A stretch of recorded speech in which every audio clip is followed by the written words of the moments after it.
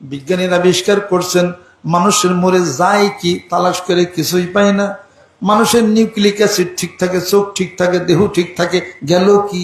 আল্লাহ বলেন, ওরে বিজ্ঞানী, গেল হলো আমার রূহ। যুরকুন সুবহানাল্লাহ। আজরাইল আলাইহিস সালাতু ওয়াস সালাম রূহটাকে কবজ করে নিয়ে মহান মাবুদের দরবারে হাজির করে দিবে। এই রূহটা জমা হয়ে যাবে, আবার রূহ আল্লাহ পাক কবরে তার ওখানে ফেরত দিবেন।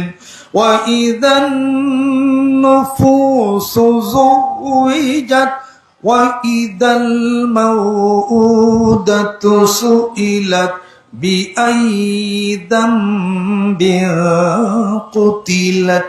এই রূহ আবার ফেরত দেওয়া হবে। জোরে জোরে কোন সুবহানাল্লাহ। মানুষ মরে যায়, পচে যায়, গলে যায়, শেষ হয়ে যায়, আর হাড়গুলির সঙ্গে হাড়গুলি মিশে যায়। আল্লাহ পাক বলেন, বান্দারে বিশ্বাস করো যে প্রথমবার আমি তোমাকে সৃষ্টি করেছিলাম, হালাত আলাল ইনসান হিনুম মিনাদ দাহরি লাম ইয়াকুন শাইআম মাযকুরা। তোমাকে মানুষ নামে অভিহিত করা যাইতো না। মায়ের পেটের গভীর অন্ধকারে ওইখানে আমি তোমাকে একটা পূর্ণাঙ্গ মানুষ আমি যদি বানাইতে পারলাম, কিয়ামতের দিন আবার একটা পূর্ণাঙ্গ মানুষ বানাইয়া বিচারের সম্মুখীন কেন আমি আল্লাহ করতে পারবো না?